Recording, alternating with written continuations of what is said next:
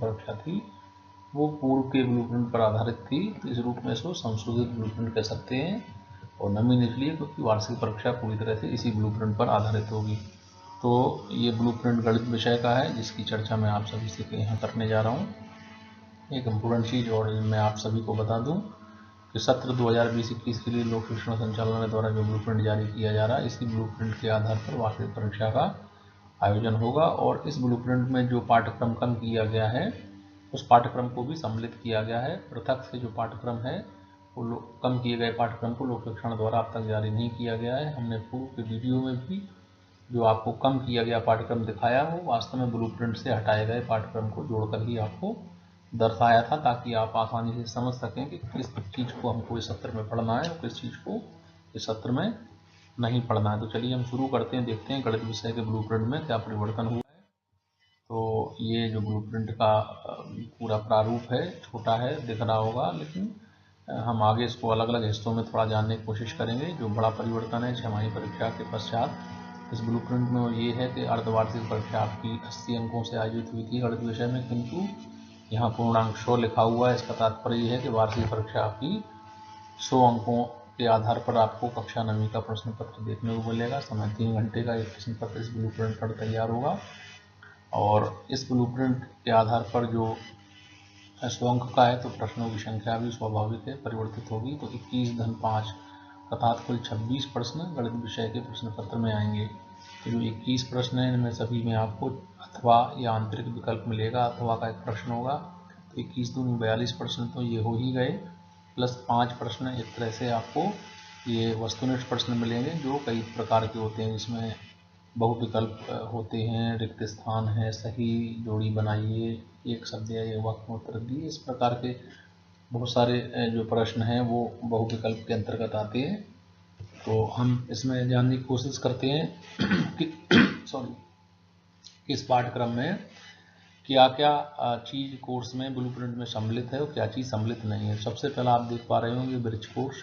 हम थोड़ा सा इसको अलग से बड़ा करके समझने की कोशिश करते हैं। ये ब्रिज कोर्स आप यहाँ देख पा रहे हैं, तो ब्रिज कोर्स के सामने लिखा हुआ है 30 अंक।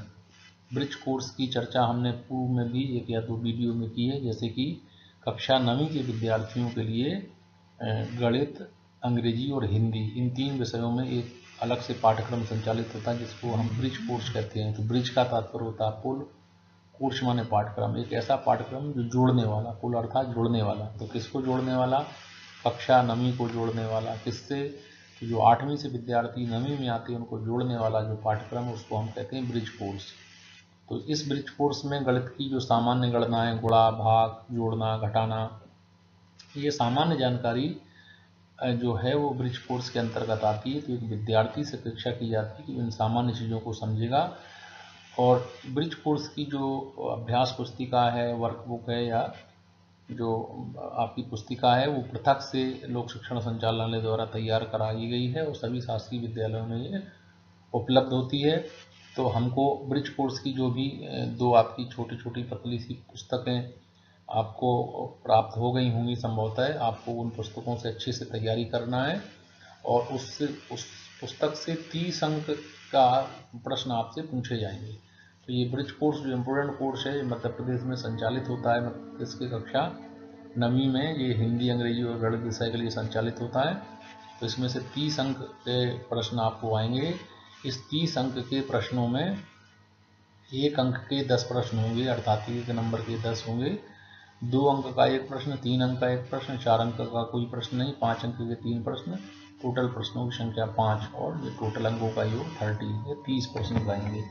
इसके अलावा बात करते हैं अध्याय 2 की। इसमें बहुपद ऐसे 9 अंक का जो इसमें आवंटित किया गया 9 अंक बहुपद को, किंतु इसमें आपको ध्यान देना प्रेरित और शेषफल प्रमेय का कथन उदाहरण सहित, गुणनखंड प्रमेय का कथन एवं सत्यापन एवं x घात 3 प्लस y घात 3 प्लस z घात 3 माइनस 3xyz को छोड़कर, अर्थात इसको छोड़कर से तात्पर्य है कि जो बहुपद का पूरा अध्याय है, इस अध्याय में से जो इतना पोर्शन है इससे कोई भी प्रश्न नहीं आएगा। तो आपको चाहे तो अपने अभ्यास के लिए आप इसको कर सकते हैं और ना चाहे तो इससे कोई भी प्रश्न नहीं आएगा। शेष बहुपद में जो भी पाठ्यक्रम है पूरा का पूरा पाठ्यक्रम आपका रहेगा।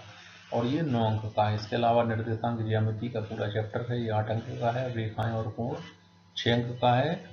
ये पूरा का पूरा रखा गया। अध्याय 7 में फिर से ये पोर्शन है, इसको आपको ध्यान से देना। त्रिभुज में ASA प्रमेय की उत्पत्ति। दो त्रिभुज सर्वांशम होते हैं यदि उनके दो कोण तथा बीच की भुजा दूसरे त्रिभुज की दो कोण तथा बीच की भुजा के सर्वांशम हो। त्रिभुज असमीका त्रिभुज के कोण तथा सम्मुख भुजा के बीच संबंध को छोड़कर।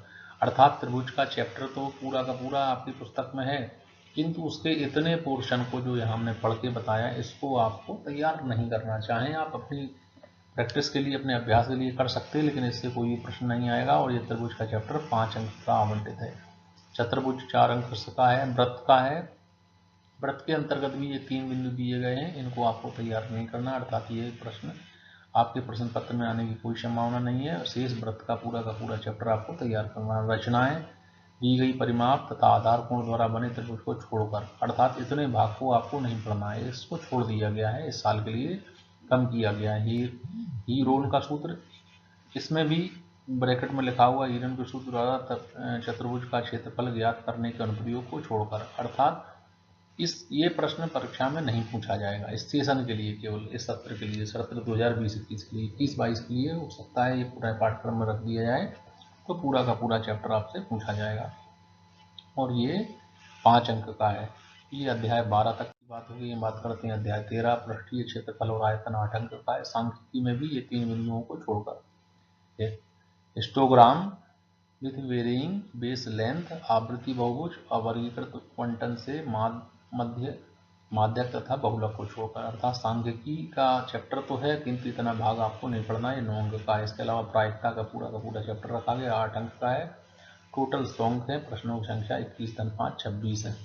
इसको आगे भी हम समझने की कोशिश करेंगे कि ये 4 चैप्टर इसमें से हटाए गए हैं। अध्याय 1 संख्या पद्धति, अध्याय 4 दो चरों वाले रैखिक समीकरण, अध्याय 5 यूक्लिड की ज्यामिति का परिचय, अध्याय 9 समांतर चतुर्भुजों और त्रिभुजों के क्षेत्रफल। इतने पोर्शन को सत्र 2020-21 के लिए हटाया गया है। ध्यान रखना है कि माध्यमिक शिक्षा मंडल की साइट पर माध्यमिक शिक्षा मंडल द्वारा कम या ज़्यादा पाठ्यक्रम हटाया गया हो सकता है, किंतु 9वीं और 11वीं के पाठ्यक्रम को लिए आपको इस ब्लूप्रिंट को आधार बनाकर ही तैयारी करना है। इस ब्लूप्रिंट में जो भी बातें दी गई हैं वो पूरी तरह से सही हैं, और आपको इसी ब्लूप्रिंट के अनुसार वार्षिक परीक्षा की तैयारी करनी है। ये अंकों का विभाजन है, 1 अंक